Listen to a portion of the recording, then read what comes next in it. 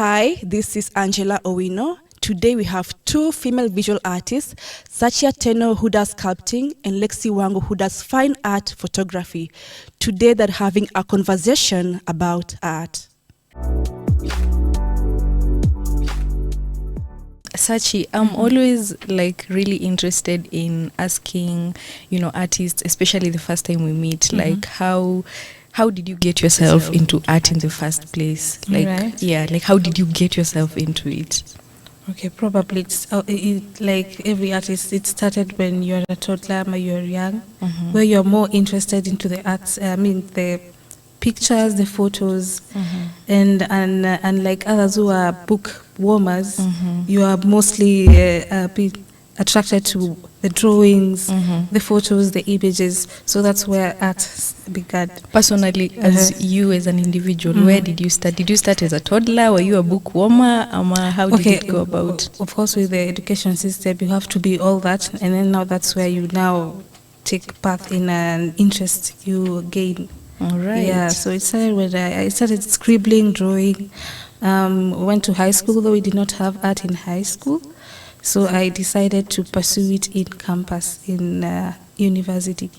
So that's where I began doing painting, sculpture, graphic design. But now my interest was into sculpture more, where I began using different materials. And now, from there, that's when you discover what is good for you. Because sculpture, there's a lot of materials being used. We have stone, metal, wood, clay. So my interest began when I was completing school, where we were exploring metalwork. So that's where the interest for metalwork began. And now from there, after a while, with exposure to different art scenes as well, because now that's where you begin knowing what is being practiced out here. So that's where I began trying to look for other art forms where I can explore, and that's where I came to fabric. Wow, you're very lucky because at least you got a formal education on art. Personally, I'm a self-taught photographer. I did not receive any kind of formal education. It's something that I was really passionate about. So I think from the age of around 21, 22, I got to travel outside of the country. And I think that kind of broadened my mind a little bit because I never knew anything about photography. I wasn't into photography. So, opening up my mind and all that, somehow down the lane, I began to, catch interest in cameras. And long story short, that is how I got myself into photography. Basically, just passion, no education. I can say I'm a graduate of YouTube. Yeah, so I think it's allowed. Yeah. So, do you think art is in terms of education being offered in our education system in Kenya? Do you think that art plays a major role in part of education? Let's say the way we see medicine, we see economics, we see all that. Is art really out there from your experience? Yeah. Okay, art is out there. It depends with an individual. What do you strive to learn more? If you are there to experiment more, to learn more, because in this art process or art journey or art practice, it's upon an individual whether you want to learn and relearn more. So formal art education, I think it's a starting point for most artists. And even for self-taught artists, it just depends on an individual. How far do you want to take yourself? Where do you see yourself as an artist? Because art is a process. You discover yourself as you go with the journey itself. Yeah, that's very true. Yeah. And that is exactly what has happened to me. The moment I started photography, it has really evolved over time because I just started photography as a passion, then as a way of making money to pay my bills and all Yeah, that. of course. And then eventually it evolved into art, where I'm now focusing in fine art photography, where I do like really explore themes of identity, emotions, you know, human experience, and it's just a way for me to be able to express myself through photography.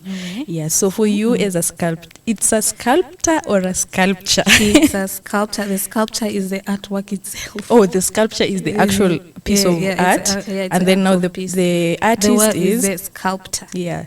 So for you as a sculptor, it's interesting that you work with, you know, you've told me you work with stones, you work with metals.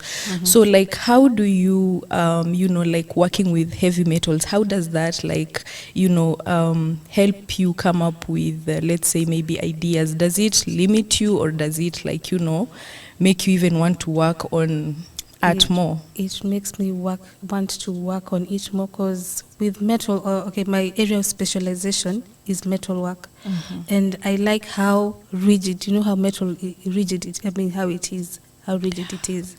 So with that, I take the challenge upon myself. Like, what can I create with this type of material, and create a piece that can elicit broader conversations, prompt dialogues, not only just for beauty's sake, some aesthetics, but to encourage the viewer or the audience to engage with the piece itself and the environment as well. Wow. Yeah. That's really interesting. And okay, for me personally, I'm really excited to ask you questions, because I'm finally sitting here with a fellow artist, even though we are on different like, you spaces. know, exactly. So for me as a photographer, I feel like photography nowadays, for you to claim your photography is, you know, art based, it kind of like needs an explanation. You'll have to take a photo and have a reason for that photo, because right now in the let's say in the generation or in the times that we're living in, technology has taken all over. In that, anybody can be a photographer. Exactly. Everybody has a phone which has a camera, and anybody can take a photo. But for you to be identified as, you know, a professional photographer or an artist through photography, you have to, like, you know, basically each piece has to has an explanation or a validation for it. Is that the same case for you? Like, when you're creating your pieces, are each and every piece, like, you know, do they have a meaning? Do they, like, how is, like, you know, sculpture? Okay, generally in the art scene, especially in from where I practice sculpture and fabric installation, I feel like you let the audience or the viewers just have their own perception or have their own views. Because as an artist, you might have your own view, and then another maybe viewer can look at your piece in a different way. So for me, I don't feel like you really need to explain your work more. It gives the audience a room, like, to also brainstorm around what it is you're doing. And then now from there, if they have questions, now they can engage you in it. Yeah, very interesting. Yeah. That is very interesting. So where basically do you like get your inspiration or ideas from to, you know, come up with a sculpture? Okay, for my sculptural pieces, my inspiration mainly comes from my environment, the Kenyan way, how we live, and also culture. Because for my pieces and also the fabric installation, I derived my I derived my ideas from the kanga, the leso, the one that women wrap. Yeah. So for the sculptural aspect, for the metal works, I derived my ideas from methalis, proverbs. The ones that are usually written. Exactly. So I tried to come up with visual illustrations from the verbal inscriptions. And then for the fabric installation, it's something that we've all experienced when we are younger, seeing women with lesos, either carrying children, either at work, either in farms. Kanga was mainly primarily used by women. Yeah. So with that, it gave me like a room to ask several questions. And with this, it was tied to labor, like how women work, and also in other public spheres, not only in the domestic sphere, but also other public spheres. So that's when I decided, what can I create using this inspiration, the lasso. So that's when I decided to use the normal day-to-day materials like the carrier bags, the jute sacks, also incorporating it with techniques. We have fabric techniques like tie-dye, block printing that have been used not only in Kenya but around the world. And mainly it has been used by women. So my focus is mainly women with the theme of labor and identity and also representation as a woman. Yeah, that is very, very important. Exactly. Very essential. Very, very important. Okay. Yeah, so mainly my inspiration comes from what is within me, and that is mainly like the fabric, the lasso itself. Yeah. And I will say the same for my case, not really the lasso, but most of like my ideas and inspiration comes from my own personal experience, because as I've mentioned, I explore themes of, you know, emotions, identity, and human experience. So it comes to a point whereby when I'm creating my images, I tackle, like, you know, those topics that are rarely talked about. Like, for instance, you might say fear is just like a normal thing that anybody will just say, I have fear. But people don't really like go deep into it and understand what the impact can be, especially to a creative. So for me, I have like, let me talk about like one of my works, which was really around fear. And what I did is I took like 5 images, self-portraitures of myself, and just tried to, you know, dig deep and explore and research and try to understand like what is fear? Why do fear, you know, like fear can limit your creativity, you know? And so instead of looking at fear as something that limits our creativity, how about we look at fear as a doorway or a gateway to, you know, use it and be able to create for our own self and, you know, just have that courage to really create and be able to present our works without having doubt of our, you know, of our own work. So that particular piece of work is, or rather collection of work is called When Fear Blossoms. And it's like it is one of the images. It's really beautiful work. I'm really proud of it, and I'm really proud of myself for being able to, you know, tap into that and really understanding that fear should not limit you. In fact, you should use it as, you know, like a source of inspiration. Exactly. Yeah. So Lexy, I also have a couple of questions for you.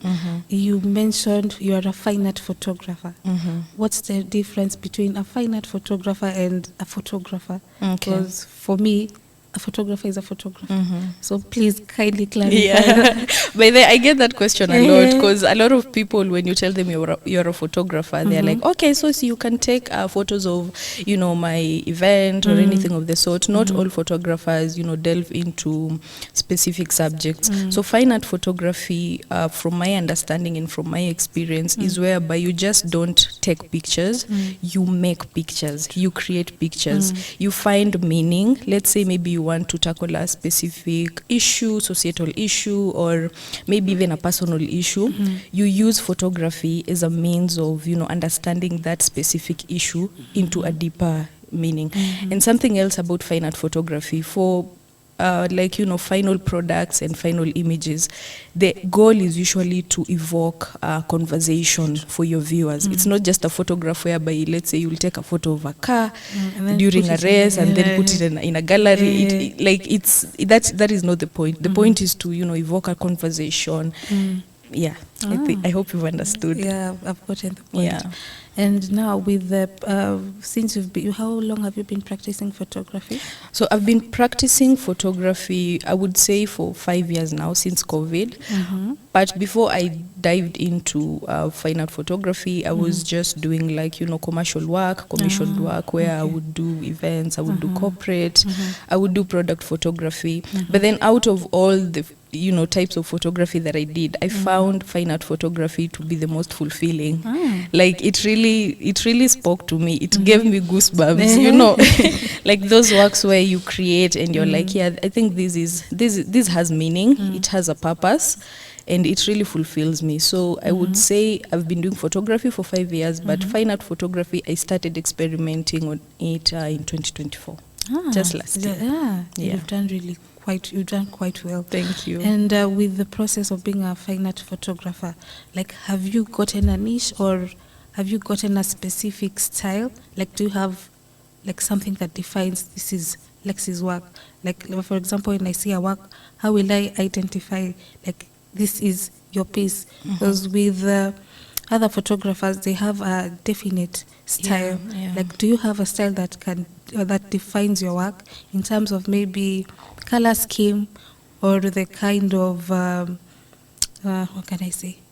Like the kind of maybe imagery composition you incorporate. and all that. Yeah, Exactly. I completely understand you. Uh-huh. Yeah, so I would say it has been a process. I still haven't like found myself completely, but with the direction that I'm taking, I have noticed like similarities in my bodies of work, whereby all of my fine art photography are self-portraiture.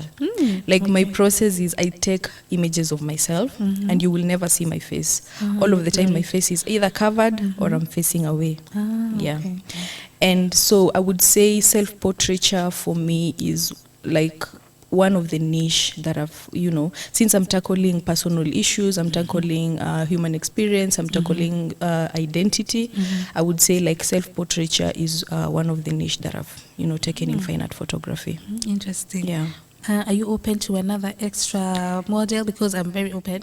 Yeah, I'm very open. Maybe I teach you. Maybe I teach you how to click the shutter for me. Okay. But anyway, no. I'm really looking forward to expounding my fine art photography, and I'm looking into collaborations.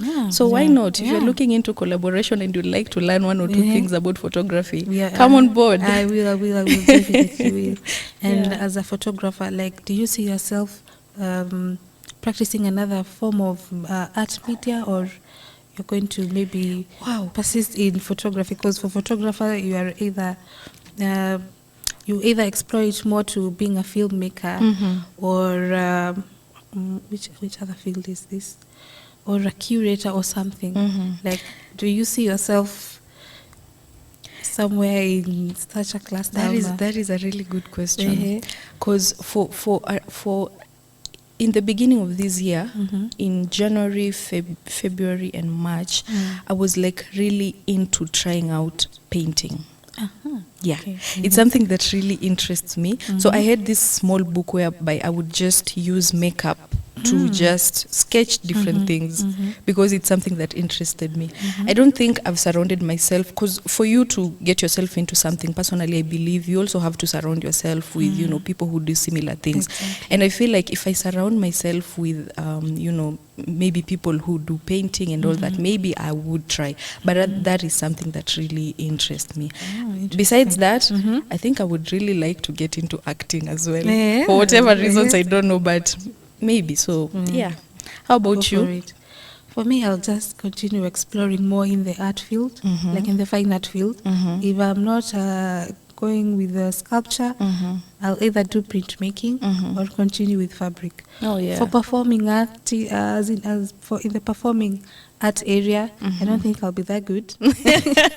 Maybe I'm just good with the visual area. You are not the type in high school where you used to go to music festivals and drama festivals. Okay, we went once, but it wasn't my thing. It wasn't your thing, I was the scout guys. We just go camping and then come back. All right. You've mentioned something about fabric installation. I read your bio, and I saw that you're kind of evolving, or rather shifting into fabric installation. What is that about? What is fabric installation? Okay, fabric installation is a large-scale piece made of textile. And textile can be a piece of cloth. It can be also a piece of, not like, I can't say paper, but anything that looks like textile, piece of cloth, either the ones that we put on or the ones that we use. Also jute sacks, the gunias, it can also be classified as a textile.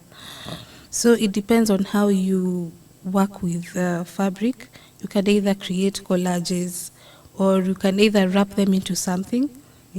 Fabric installation it has a broad explanation. All right. So just to get an understanding of it completely, is it that of course you just don't take a gunia and exactly. Do you stitch with different fabrics together, or so? For the fabric of resilience, because that was the topic of my installation, what I did, I got the fabric pieces and sewed them, like taking them and sewing them with a sewing machine. In Wow. fact, that was the first time. Even a gunia? Nakwambia. Wow. I know, yeah. And with the gunia, you know, during experimentation, I didn't know that gunias are, they're quite heavy. Yeah, so when they you are. don't sew them well, they might Tear. they might tear. So it gave me a challenge for quite some time. But when I started using it with layering them with other materials, it became much better and much easier for also the bar. Because even when with fabric installation, you also need to look at the space that you are installing your piece, Yeah. and also the weight of your piece itself, so that it cannot have like you cannot have blunders during the installation. Wow, that's or the pretty exhibition. interesting. Like Yeah. how long did it take you probably to Excuse me. complete the whole project? Okay, for the whole of last year, I was just doing research and experimentation. And for the actual work, I started working on it from end of January to mid-April, because it was quite big and it incorporated so much with the techniques. Like tie-dye, it needed time, because with the tie-dye you need to dye it first, ensure it dries, and then you now can sew it into different panels. Wow, interesting. So, Lexy, what I find interesting about your fine art photography is how you take us through your journey, and with the fact that you use your images to tell a story, because I feel like photography is also storytelling in Yeah. a way, and how you put the image together in a very contemporary manner, because contemporary art is really good, and also contemporary photography, it's quite interesting. So with that, it's quite okay for me. It poses a challenge, like how can I also tell my story through another form of art media? Yes. Yeah, okay. And for me, what I find interesting about, the whole sculpture, creation is how you are able to just work with heavy metals. Like how you're able to, create something from nothing to something, and it looks amazing. That is just like work of art. Yeah, It really true, is true. interesting. Yeah. So kudos for the good Thank job you. done. Kudos to you as well. Yeah. So do you like face any challenges when it comes to you, especially as a female artist? Do you face any challenges in the art space? Number one, the challenge I quite face in this art field, especially in the sculptural area, is that there are very few women practicing sculpture. There are very few women. So when you go to art galleries and people see your work and they're like, "Oh, this is your work. I didn't think it's your work. It does not look like you." And I'm like, You should Well, you should look at like, that as not a challenge but as a compliment. Exactly. Yeah. Like, we're used to men doing such work, and I'm like, yeah. also women also do practice sculpture. Yeah. It's not a gender. How can I say it? It is not It's like not gender related. Like anyone can practice sculpture. Exactly. Exactly. Yeah. So that is another challenge, is that for various artists, it's quite challenging to get spaces where you can show your work, or even spaces where you can get grants. And also another challenge is that we also need good mentors who can facilitate certain workshops to also encourage other artists, like in what they can engage themselves in, like how to write grants, how to apply for residencies. I feel like once artists get such spaces, there's a lot that needs to. There's a lot that artists can gain from this. Yeah. Wow, that's really interesting. I feel like for the challenges we kind of like face similar challenges, because for me personally, when it comes to space, to like exhibit your work and show your work, it's kind of like not really a problem. The spaces are there, but for people to be able to identify your work, it's kind of a challenge. And then another challenge I would say that I face is finding a dedicated space to actually create, not even to exhibit, to create. By the way, because people create from their homes, Exactly. or really tiny spaces, or sometimes they get spaces where the rent is too high, so they also stop practicing. Yeah. And when you most of the time you find yourself when you're creating from home, you will kind of like fall out of consistency, because your home is your comfort zone. The discipline that you will require is so you need a dedicated space to actually, you know, be able to create, and it makes you create more freely. Exactly. And gives you like that oomph to, you know, keep working on your work. Very true. So I think we face pretty similar challenges. Yeah. Hopefully in the future the challenges are going to be sorted out. Hopefully. You just have to work your way through. You just have to work your way through, work with what you have, you know, keep I found that belonging in a community really helps. It does. Like finding creatives who do similar things as you, because you're there to, you know, motivate each other and tell each other, or rather even get inspired with their work. From them. Exactly. Yeah. So I think finding a community is really, really key. And I'm thinking, you know, finding you here is really good. It's a plus one. Exactly. For an artist, you know, to learn from and, you know, look at your work and you know, grow more and keep creating. Like this is already a collaboration in progress. Yes. Exactly. That was really, really, really interesting. It was nice to talk to you and learn about you. Same as Thank you so much for sharing your story with me. Thank you so much as well. Okay. Sawa. Thank you for watching Artist to Artist. My name is Angela Owino. See you next week.